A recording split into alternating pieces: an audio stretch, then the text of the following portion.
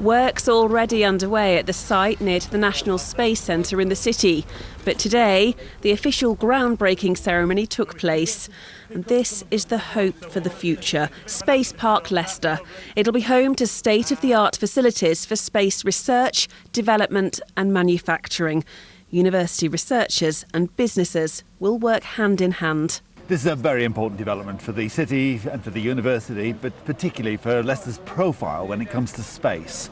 We have enormous expertise at our university, and it's something that now is getting national and international recognition. And when we look to the next phase of satellite building, Leicester is going to be leading.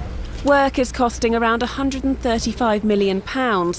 Ultimately, it's hoped that 2,500 people could be employed here. It is critical we keep the best talent in Leicester as much as possible, and it's absolutely correct that sometimes we lose that talent because we haven't got a facility like this. And the purpose of setting up this facility is to retain that talent and grow that talent, grow new businesses.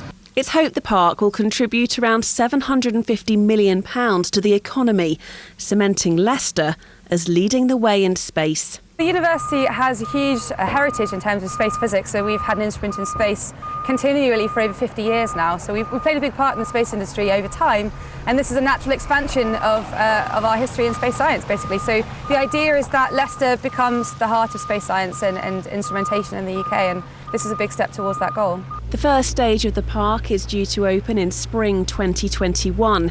It may be one small step today, but ultimately it's hoped the development here will be a giant leap forward for the city.